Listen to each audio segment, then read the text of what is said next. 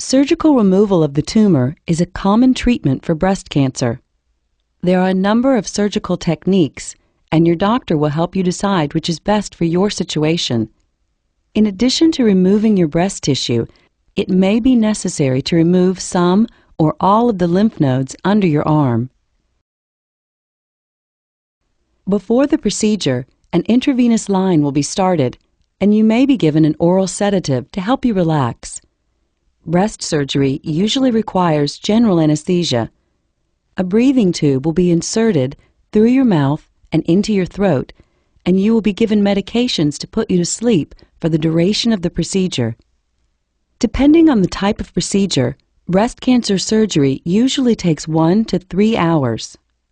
The main surgical procedures are lumpectomy and mastectomy. A lumpectomy preserves the appearance of the breast. The tumor, along with a margin of surrounding tissue, is removed. In this procedure, your surgeon will make an incision in the skin and separate the tumor and a margin of healthy tissue from the breast with a scalpel. Then your surgeon will remove the mass with forceps, send it to the pathology lab for examination, and close the wound with sutures. In a mastectomy, the entire breast is removed. This is usually indicated when the tumor is too large for a lumpectomy. In a simple mastectomy, only your breast tissue is removed. Your surgeon will begin by making an incision around your nipple. He or she will then separate your breast tissue from the muscle underneath and remove it for examination. Finally, your surgeon will insert drains to prevent fluid collection before closing the wound. The most common type of mastectomy is a modified radical mastectomy, in which the entire breast and some or all of the lymph nodes under your arm are removed. In this procedure, your surgeon will make an incision along the length of your breast, separate your breast tissue from the muscle underneath, and remove it for examination. To remove the lymph nodes under your arm, many surgeons use a technique called sentinel node biopsy.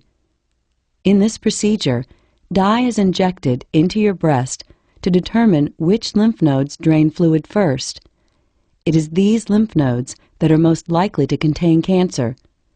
Your surgeon will remove 1 to 3 of these lymph nodes for examination, insert drains, and close the wound with sutures. In a radical mastectomy, the breast, underlying tissue, muscle beneath the breast, and all visible lymph nodes are all removed. Your surgeon will begin by making an incision along the length of the breast. Next, he or she will separate all of the breast tissue, muscle from the chest wall, and visible lymph nodes, and remove them for examination. Finally, your surgeon will insert drains before closing the wound. After your breast surgery, your breathing tube will be removed, and you will be taken to the recovery area for monitoring. Lumpectomies are often done as outpatient procedures. In this case, you will be able to leave the hospital after several hours. If your surgery is done as an inpatient, your doctor will generally have you remain in the hospital for 1 to 2 days to monitor your recovery.